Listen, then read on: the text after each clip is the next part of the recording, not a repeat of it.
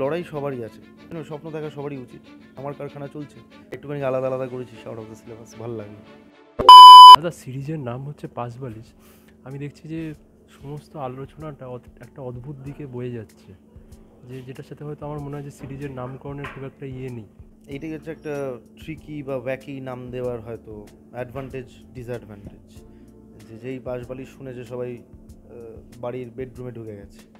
হ্যাঁ, বাট এইটার নাম দেওয়ার কারণটা আবার তো আলাদা। এটা একটা মেটাফর যেটা ইউজ করা হয়েছে এই সিরিজের ক্ষেত্রে।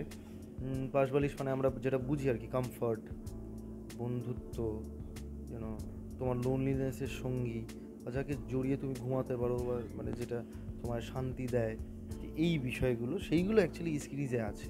সেই জন্যই অ্যাকচুয়ালি নাম দেওয়া পাশবালিশ। বিষয়টা একটা অন্য দিকেই হ্যাঁ, বলছে। সে অসুবিধা নেই, সেটা একটা প্রশ্নে গেছে। বাকি প্রশ্ন পাশবালিশে কী করছি, কেন করছি, সেটা নিয়েই আছে, সে নিয়ে ভয় পাস না।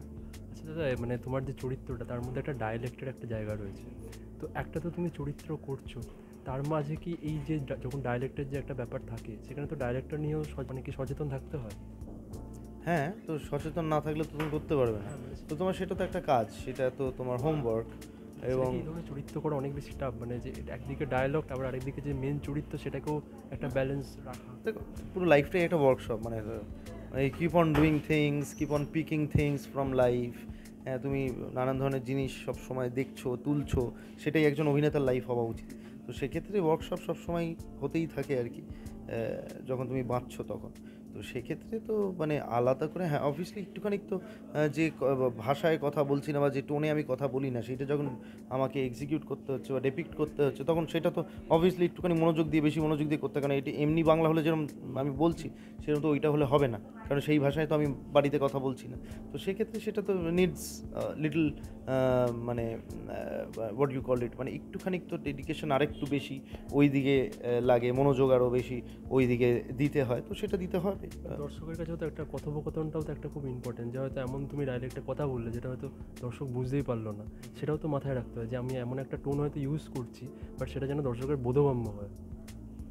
সেই জন্যই ডায়ালেক্ট কোচ রাখা, এবং সেই জন্যই একটা মাত্রা ঠিক করা যে আমরা এইটার বেশি যাব না, তাহলে মানুষের বুঝতে অসুবিধা হতে পারে। তো সেই জন্য সেইগুলো সব it has been taken care of.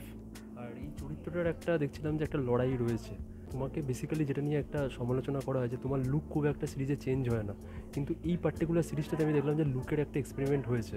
তো এইটাও তো তুমি কি ভেবেছিলে? লুক চেঞ্জ হয় না এটা তো আমি জানতাম না, প্রথমত, কারণ কেউ ন্যাড়া হয়েছে একমাত্র আমি বোধহয়। হ্যাঁ, আর বোধহয় অভিষেক হয়েছিল সিরিয়াল যখন নেতাজি চরিত্র করেছিল, তখনও অর্ধেক মাথা কামিয়ে ফেলেছিল।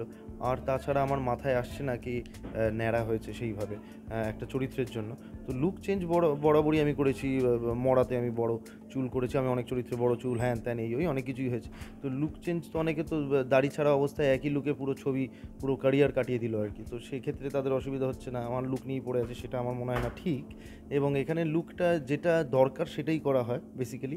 সেটা যদি মনে হয় যে লুক চেঞ্জ হবে না, সৌরভকে যেরকম দেখতে লাগছে আমার সেরকমই চরিত্র দরকার, সেরকমই চরিত্রে আমার তখন বলা হয় যে এই লুকটাই আমার লাগবে বেসিক্যালি। আর সেটা যদি না হয় যেরকম পাশবালিশে, সেই জন্য আমাকে একটুখানি আলাদা লুক দেওয়া হয়েছে। হ্যাঁ, তো সেইটা তো ওরকম। এই যে চরিত্রটার একটা নিজস্ব লড়াই রয়েছে, তো এবং এই চরিত্রটা তোমার আশেপাশের যে দেখা চরিত্র তার মধ্যেও নয়, তো এই যে পার্টিকুলার চরিত্রটার যে লড়াইটা, সেটাকে বিশ্বাস করা, তুমি তো একদম অন্য প্রান্ত থেকে তুমি দেখছো, তুমি যে লাইফটা লিড করছো তার সাথে তো ওই চরিত্রটা, এই পুরো বিশ্বাসটা তুমি কীভাবে করলে, মানে যে চরিত্রটা আসে এবং চরিত্রটার লড়াইটা? এটা অ্যাকচুয়ালি তো একটা জগৎ বানাতে হয়।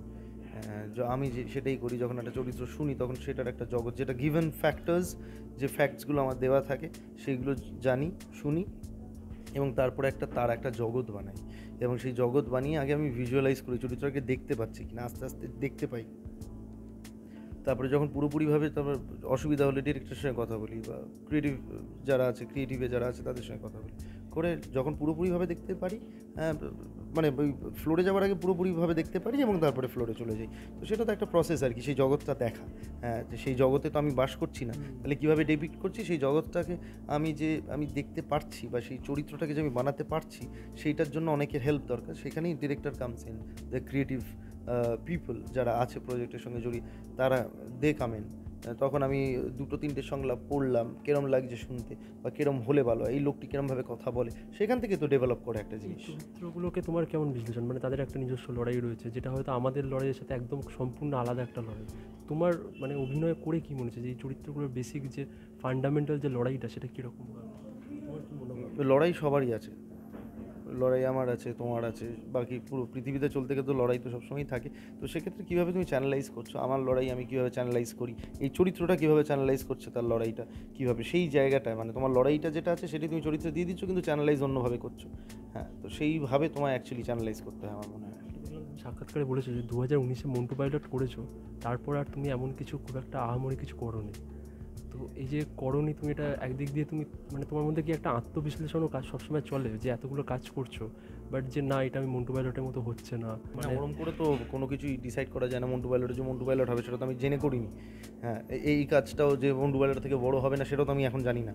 তো সেই ক্ষেত্রে বিষয়টা যেটা আমি বলেছি, যেটা বোঝাতে চেয়েছি, সেটা হচ্ছে আমি যে চরিত্রগুলো করেছি সেটা ওর মতো হয়নি। তার মানে কি আমি ওর মতো খাটিনি? তা তো নয়। তার থেকে বেশি খেটেছি অনেক চরিত্রে, সেটা হয়তো ওর মতো জায়গা পায়নি। রাইট? সেটা তো আমার হাতে নেই। আমার হাতে যেটা আছে হার্ডওয়ার্ক, আমার হাতে যেটা আছে মনোযোগ দিয়ে কাজ করে, সেটা আমি করব, করেই যাব। কিন্তু হ্যাঁ, আমি যেটা বলতে চেয়েছি সেটা হচ্ছে ওরকম হয়নি।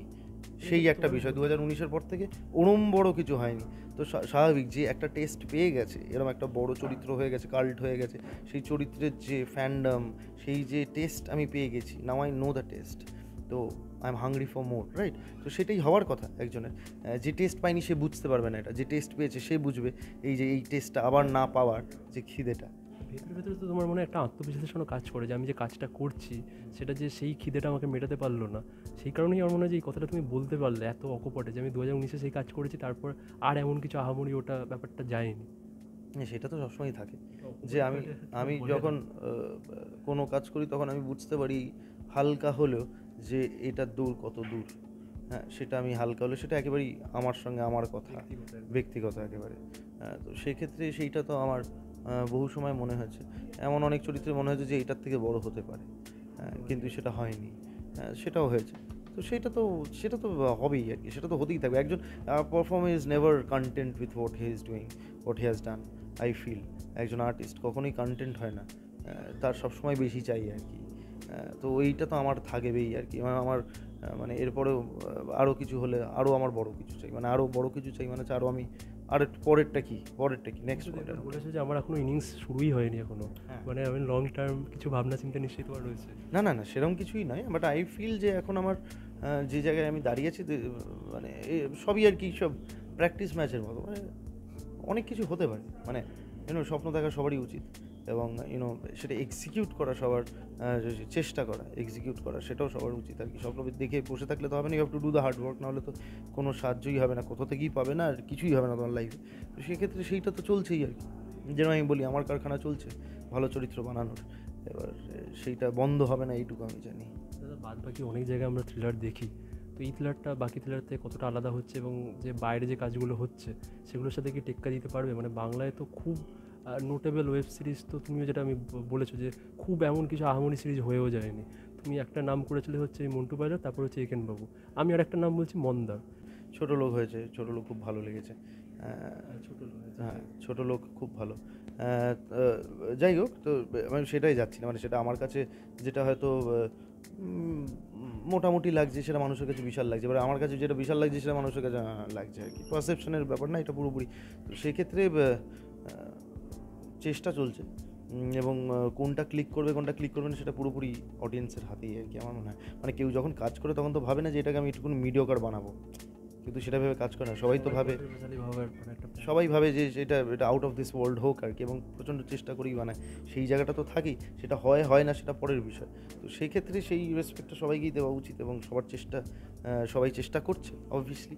এবার কোনটা ক্লিক করবে যেরকম বললাম, যেটা আগে থেকে বলা যায় না। তোমার জুনে বুমেরাং আছে এবং আমি দেখতে পাচ্ছি যে ওখানে একটা কমেডিও রয়েছে। হ্যাঁ, খুব ভালো, খুবই ভালো। প্রথমবার কাজ করলাম জিদ্দার সঙ্গে, জিদ্দার হাউসে, প্রচণ্ড ভালো আমার এক্সপিরিয়েন্স। জিদ্দা অদ্ভুত একটা মানুষ এবং তার অরাটাই আলাদা, মানে এমনি সুপারস্টার সে নয় আর কি। তো সেই ক্ষেত্রে আমার খুব ভালো বন্ডিং হয়ে গেছে তার সঙ্গে। প্রচণ্ড আড্ডাবাজ মানুষ, হ্যাঁ, গল্প করতো সারাক্ষণ ডেকে, তো সেটা আমার খুব ভালো লেগেছে আর কি। তুমি শুরুতে বললে যে তুমি জানতে যে আমি কি প্রশ্ন করবো, ভেবেছিলে এই প্রশ্নগুলো কি জানতে? না, একটুখানি আলাদা আলাদা করেছিস আউট অফ দ্য সিলেবাস, ভালো লাগলো।